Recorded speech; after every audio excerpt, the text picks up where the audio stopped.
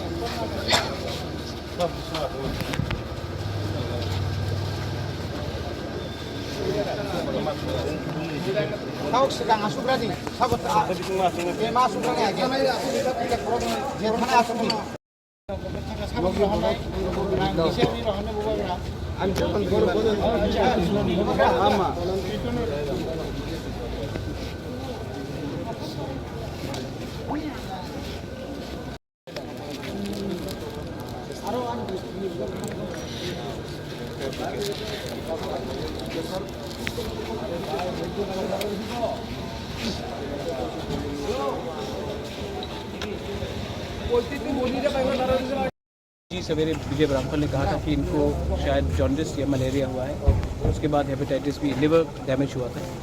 तो ये 10,323 से था। हमारे तिपरा मोथा का ब्लॉक प्रेसिडेंट था अम्बासा में, और जब मुझे खबर मिला इनका ध्यान का तो मैं यहाँ में आया, इनको हेल्प किया है, फैमिली को हेल्प किया है। इस समय मैं सिर्फ उनकी पूरे फैमिली को अपना तरफ से उनको दुख प्रकट करना चाहता हूँ और बोलना चाहता हूँ कि इनका कंट्रीब्यूशन हम लोग नहीं भूलेंगे। इन्होंने तिपरा मोथा के लिए, अपने दोफा के लिए बहुत काम किया था और इनके ख़राब समय में मैं इनके साथ हूँ।